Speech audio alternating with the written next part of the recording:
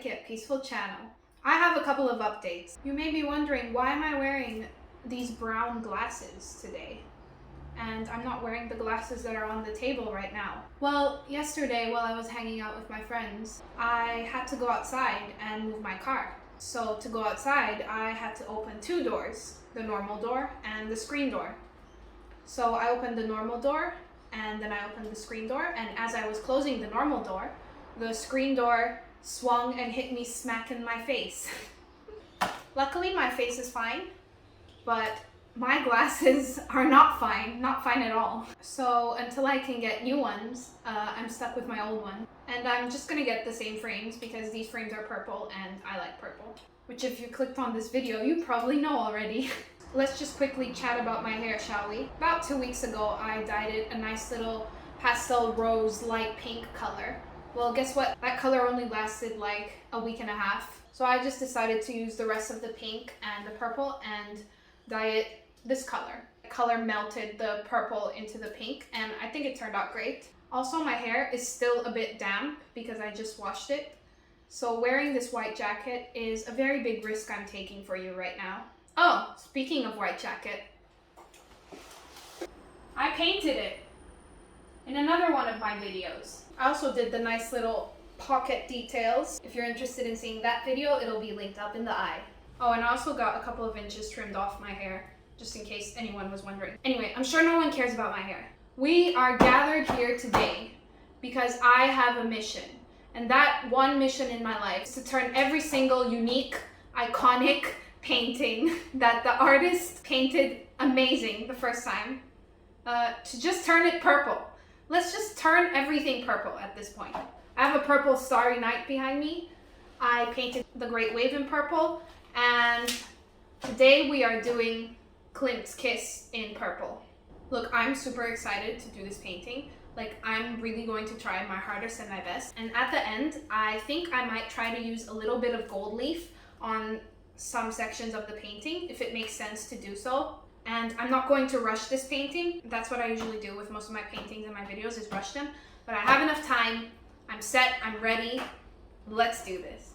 Yeah, so I said, let's do this, and I ended up not doing anything that evening and just leaving it to do a week later. And also not taking my time and rushing it. So all the things that I said I wouldn't do, I did them. Anyway, that doesn't matter. I am quite happy with the pale tone I was able to achieve for her skin. Since the last time I painted it, I feel like they both ended up looking too yellow. Also, I wanted to show you the real speed I was painting at so you can get some sense and feel of how long it actually takes to do every stroke. And of course, faces and hands are some of the hardest things to draw and paint, but I feel like Klimt's original painting isn't that realistic anyway, so anyone who tries to recreate it probably can have a bit more freedom with proportions and things like that. I'm not sure about it, but that's what I felt like it was for me when I painted it.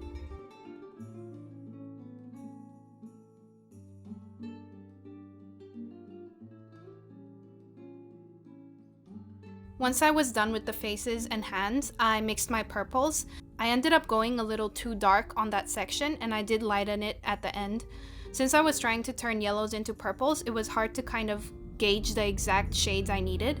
However, I have a tiny little bit of experience with it from my other two paintings I turned purple, and I have a tip.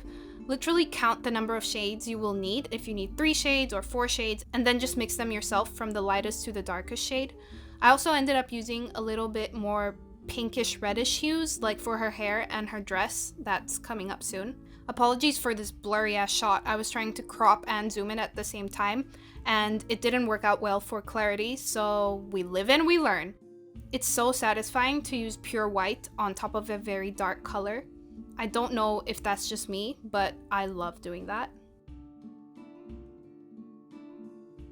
So the reason I started this painting so late, like literally a week after I filmed the intro, is because I think I'm going through a bit of a creative block.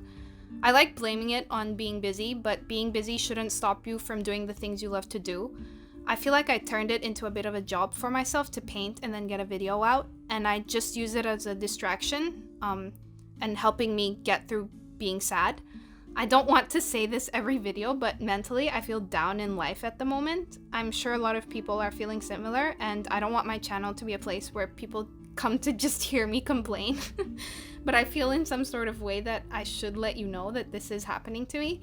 It's really hard for me to talk about, and I know I'm being very vague, but hopefully in the future I can talk more about it when I feel in a better mental space. And sad part is over. I love this shot because I think the lighting was finally working with me, and you can really clearly see the details when I paint. I showed this painting to my mom, and my mom is like my #1 fan always.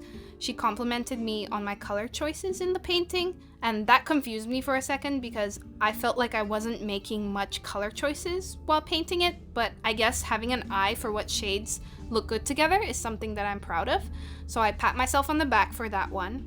Also, if you feel that this doesn't come naturally to you, you can definitely practice it. Like with color theory, there's lots of videos and tutorials online about it.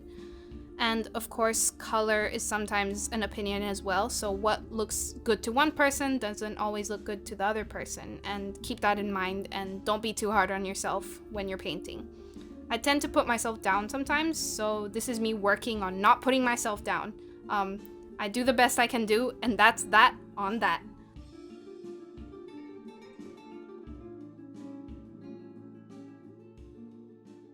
Alright friends, this is as far as we've gotten today. I forgot to time-lapse this little section of squares I did because I am quite tired. Frankly, took quite a lot of willpower to pull all these little squares and straight lines, and none of them are straight, as you can tell. But it's fine, because it's fine. Everything's fine. So in the last video I did, I had the problem of her dress looking like a tree trunk. It still looks like a very nice tree trunk. The other one was brown, and I think that made it a bit worse. But this one is kind of purple with green, so we'll just say that it's not as tree trunk-like. I don't know. It reminds me of like cells with organelles in them. That's how far I got. I obviously still have to do some swirly details in there, in here, and the background. And I still don't know where I'm gonna put the gold yet, but stay tuned and find out. I ended up painting the final details late one night, so bear with me and that lighting. Kind of fun painting swirlies instead of squares, not gonna lie.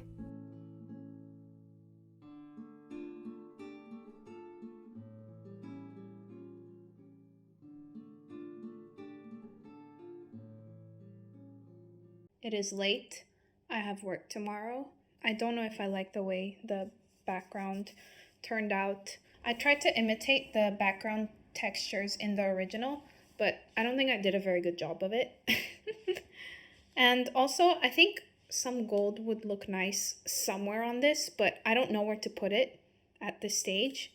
Like, I tried some gold foil on like an old acrylic painting I had just to see what it looks like. I have absolutely zero experience with gold foil, so I have no idea how to use it, as you can see. But yeah, I don't know. I think it would look really cool somewhere here. Quick update. I got my new frames, and I also got frozen yogurt, because it seems that I can't film one of these videos without getting frozen yogurt. Instead of painting, frozen yogurt is better after a long day of work.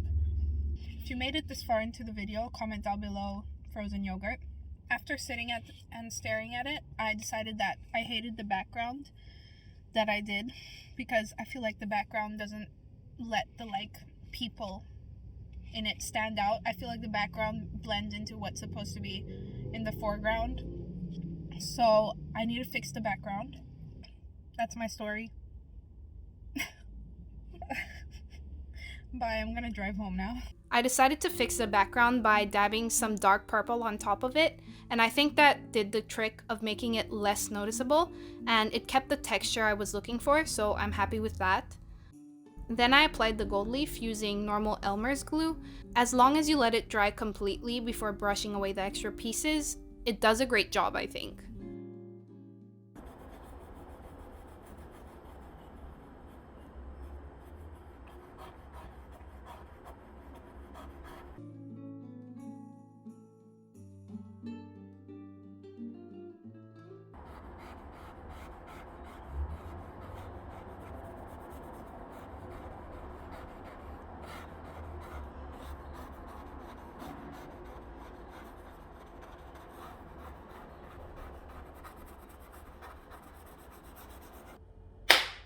Here we are almost 2 weeks later, running out of sunlight again because I can't seem to organize my time well enough to get some shots of the painting when there is sunlight. Anyway, ta-da! I'm quite proud of myself for being able to paint this, especially with how I was feeling and how I haven't painted in quite a while. The gold leaf really gives it a lovely quality, and it kind of like references the original, which has gold in it. The shine of it is just so nice.